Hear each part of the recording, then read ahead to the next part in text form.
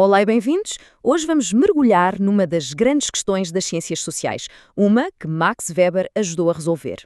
Para entendermos o mundo, o que é mais importante? Os factos, os números ou os significados por trás das coisas?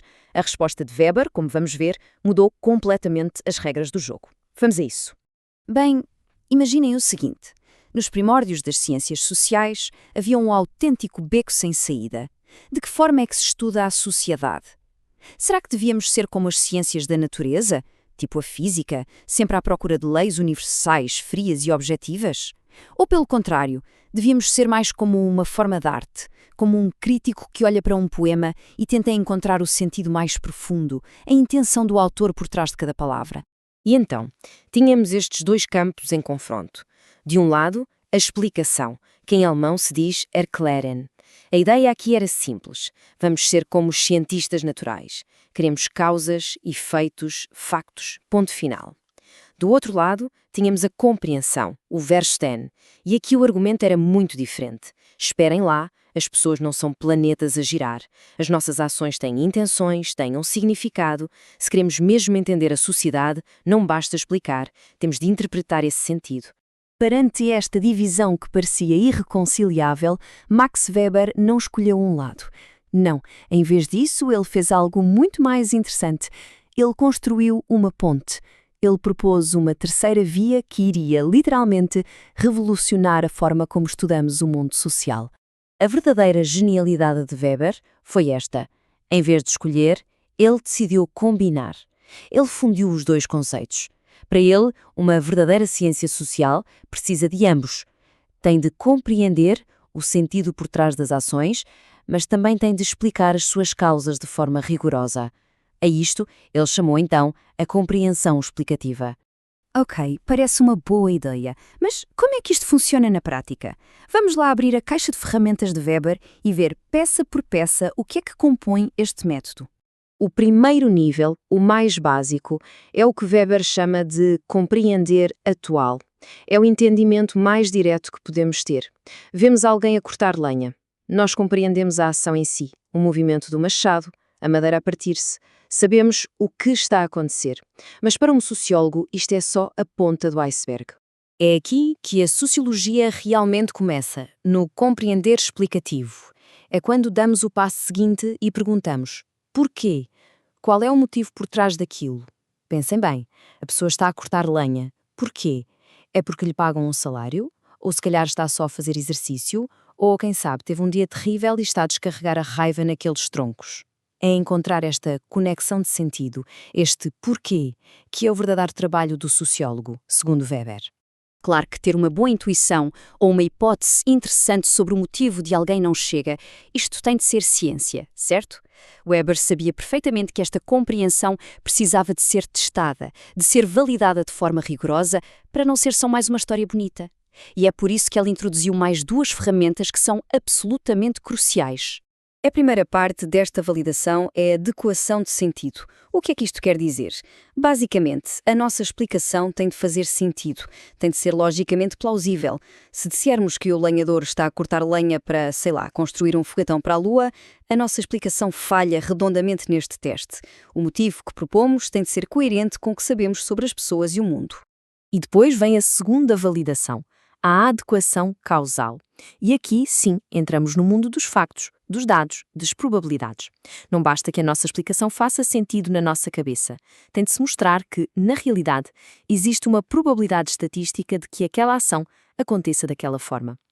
Se a nossa hipótese é que as pessoas cortam lenha por um salário, temos de ser capazes de olhar para a realidade e ver que sim, de facto esta atividade acontece com frequência como um trabalho remunerado. Como podem imaginar, uma ideia tão revolucionária não ia ficar sem resposta. O método de Weber foi posto à prova. E vamos ver como é que ele se aguentou quando confrontado com duas das críticas mais fortes que lhe foram feitas. O primeiro grande ataque veio do campo positivista por parte de Theodor Abel. Para ele, esta conversa toda sobre compreensão e sentido era demasiado subjetiva, quase fofinha. Ele dizia que, na melhor das hipóteses, era uma ferramenta para ter uma ideia, uma hipótese. Mas a ciência a sério, para Abel, eram os números, as correlações, os dados brutos. Abel apontaria para algo como isto: uma correlação estatística muito clara. Sempre que há más colheitas no ano, o número de casamentos nesse ano diminui. Para ele, isto é a explicação científica. O porquê disto fazer sentido? Não interessa. Os números falam por si e pronto. Mas é precisamente aqui que o argumento de Abel começa a falhar. Parem para pensar.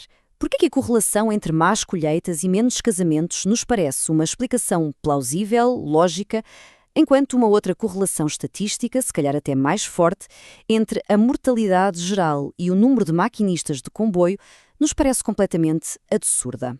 A resposta, como o especialista em Weber, Karl-Heinz Nusser, nos mostra, é que a própria estatística depende fundamentalmente da compreensão.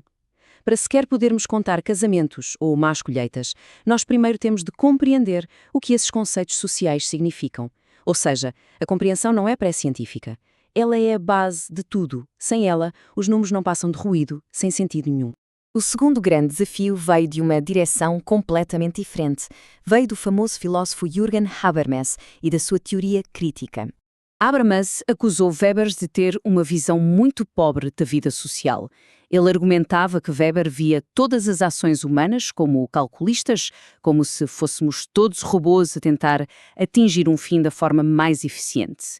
Mas, como Nusser volta a esclarecer, Habermas cometeu um erro básico. Ele confundiu o que Weber estudava com a forma como Weber estudava. O método de Weber é a ferramenta, a lente, e com essa lente o sociólogo pode analisar porquê o lenhador age por dinheiro, uma ação instrumental, mas também pode analisar se o faz por raiva, uma ação afetiva, ou porque é uma tradição de família, uma ação tradicional. A ferramenta é neutra e muito mais poderosa do que a crítica de Habermas deixava transparecer.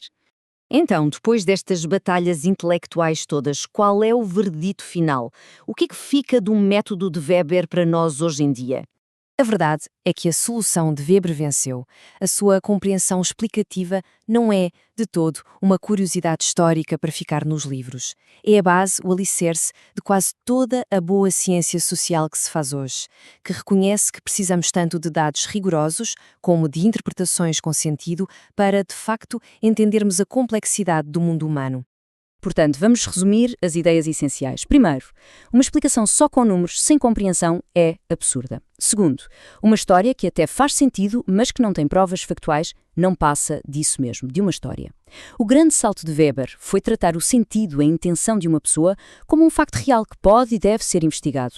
E ao fazer isto, ele deu legitimidade aos métodos mistos que hoje usamos, que combinam o qualitativo e o quantitativo. Ele criou, no fundo, uma verdadeira ciência empírica do sentido. E isto deixa-nos com uma pergunta final para refletir. Quando olhamos para as notícias, para os acontecimentos à nossa volta, para as ações das outras pessoas, estamos apenas a contar os factos, a registar as estatísticas? Ou estamos também a fazer aquele esforço extra de compreender o sentido, os motivos, as intenções por trás de tudo isso? A grande lição de Weber é que só conseguimos ter a imagem completa quando fazemos as duas coisas.